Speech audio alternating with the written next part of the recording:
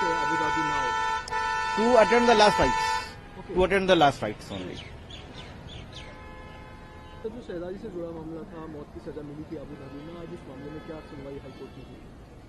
उसमें हम लोगों ने जब फाइल किया था कि हम लोगों को पता नहीं चल पा रहा था कि आखिर फांसी की सजा कब होगी, क्योंकि अपील हमारी बहुत पहले डिसमिस हो गई थी और हम लगातार लेटर लिख रहे थे, ईमेल कर रहे थे क्लेमेंसी के लिए कि हमारी जो मदद की जाए और हमारे खून को माफ किया जाए और माफी दी जाए, आम माफी दी जाए, जो वहां माफी का एक रूल होता है। उसके लिए हमने बहुत कोशिशें की थी, हर तरह की कोशिशें की थी, लेकिन अल्टीमेटली हम नाकाम रहे और मिनिस्ट्री ऑफ एक्सटर्नल अफेयर्स ये बताने में भी नाकाम रहा कि उसको फांसी दी गई या नहीं दी गई। हाल के 14 फरवरी को हमारे पास एक कॉल आती है, मतलब उसके फादर के पास में, कि ये हमारी आखिरी कॉल है जो हम आपसे बात कर रहे हैं एज ए लास्ट विश।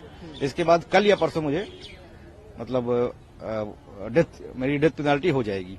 अब फांसी दी जाएगी या गोली मार दी जाएगी इसके बारे में कुछ पता नहीं है, लेकिन एग्जीक्यूट कर दिया जाएगा हमें। उसके बाद दोबारा फिर हमने 21 तारीख को लेटर लिखा है मिनिस्ट्री ऑफ एक्सटर्नल अफेयर्स में, भाई आप मुझे बताइए इसके बारे में क्या है, एग्जीक्यूशन हुआ है या नहीं हुआ या फेक कॉल है, क्या है। उसके बावजूद भी हमारे पास कोई जवाब नहीं आया।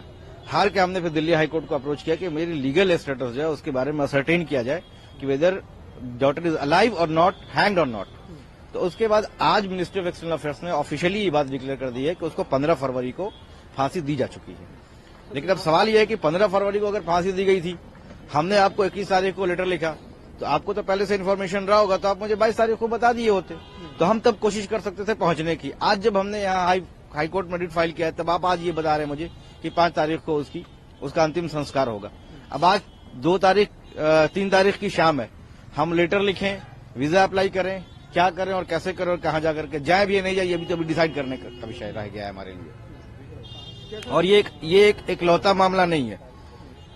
कुछ रिपोर्ट के अकॉर्डिंगली लगभग 10 से 12 हजार भारत के लोग हैं, अपनी खून पसीना जला करके वहां अरब की तपती हुई सहराओं में, वहां जहां पौधा नहीं उगता है वहां उन लोगों ने शहर उगा रखा है। लेकिन अगर कोई उनके साथ हादसा पेश आ जाता है तो मैं नहीं समझता हूं कि मिनिस्ट्री बहुत ज्यादा मदद कर पाती है उनकी। लेकिन इसके बारे में गवर्नमेंट को ध्यान देना चाहिए कि भाई वो लोग जो बाहर रह करके पैसा कमाते हैं, उनकी आबादी 1-2 नहीं है, उनकी आबादी लगभग 3.5-4 करोड़ आबादी है। जो लोग बाहर में रहते हैं उनकी आबादी 4.5 करोड़ है। वो लगभग भारत के अंदर में वो लगभग 85-86 बिलियन डॉलर का वो लेके आते हैं, रिमिटेंस लेकर के आते हैं। वो भारत की इकोनॉमी में बहुत बड़ा बूस्ट लेकर के आते हैं। 8 लाख करोड़ के लगभग में होता है वो पैसा, वो लेकर के आते हैं। लेकिन जब उनके साथ कोई हादसा पेश आता है तो न कोई अवाम में कोई उनका कोई संगठन है बेचारों का जो उनके पक्ष में बोले, न सरकार बहुत पक्ष बोल पाती है, न पॉलिटिकल पार्टियां बोल पाती हैं। पॉलिटिकल पार्टियों का ये है कि उनके लिए ये सारे जो लोग हैं उनके लिए वो इम्कान सूदो ज़िया ही नहीं है कि भैया वो ना वोट देंगे ना उनसे कुछ बनना है, तो वो बोलते भी नहीं पॉलिटिकल पार्टी। और वो लोग बेयारों मददगार वहीं मर जाते हैं, जैसे हमारे साथ हुआ है। बेयारों मददगार मर गई वहां कोई पूछने वाला नहीं था। इन्होंने जो शहजादी के वालिद साहब ने मुझे बताया है और कुछ ऑफिस मेरे पास उसकी रिकॉर्डिंग है शहजादी की, कि जो वकील हायर किया गया था, जो लॉ फर्म हायर किया गया था, वो बार बार हमें प्रेशराइज कर रही थी कि भैया आप कन्फेस कर लो, आप कन्फेस कर लो। तो ये तो स्टेट ऑफ अफेयर्स है भाई, ये तो सिचुएशन है। अब किसको दोष दें, क्या बोले, लोग अपनी किस्मत पे रह जाते हैं वहां पे। बहुत से लोग अभी भी जेलों में बंद हैं जिनका कोई पुरसाने हाल नहीं है बाहर के देशों में। सर अगर यहाँ की बात छोड़ के वहाँ की बात करें, जैसे कि वहाँ के वकील साहब कहते कन्फेस कर लीजिए, क्या कन्फेस करने के बाद कोई राहत या रियायत हो सकती थी? लालच उनको यही बार बार दिया था, लेकिन उस लड़के ने कभी कन्फेस नहीं किया। ये ऑर्डर में भी लिखा हुआ है कि डिस्पाइट बार बार उससे पूछा गया कि आप कन्फेस करते हो, उसने मना कर दिया कि नहीं हमने किया ही, हम क्यों कन्फेस कर दें। ये मैं इसके बारे में कोर्ट के बारे में बिल्कुल सवाल उठा रहा हूँ। वहां का जो जुडिशियल प्रोसेस है, वो जुडिशियल प्रोसेस को एक बार री एवोल्यूशन की जरूरत है। किसास जिस बुनियाद पे उस लड़की को डेथ पेनल्टी अवार्ड किया गया है, वो किसास पूरा ही नहीं हो पाया, वो कसम पूरा ही नहीं हो पाई। भाई वो आदमी मुकल्लफ ही नहीं था हलफ उठाने का, और आपने उससे हलफ उठवा लिया और उसके बुनियाद पे आपने एक बंदी को आपने कसूरवार ठहरा दिया।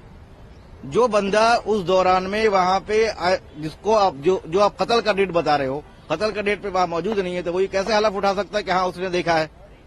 ना ये हम्बली में है, ना मालकी में है, ना शाफई में, किसी स्कूल ऑफ थॉट जूरिस्प्रूडेंस में नहीं है कि बिना देखे हुए बंदे हलफ उठा ले। हलफ क्या उठाया उसने, क्या मेरे सामने वीडियो बनाई गई है, उस बुनियाद पर बनाएगा। तो वहां का जुडिशियल प्रोसेस मैं समझता हूं कि थोड़ा वो रिकंसिडर करेंगे इस केस के बाद में, और इसको एक बात करनी चाहिए कि भाई ये गलत हुआ है हमारे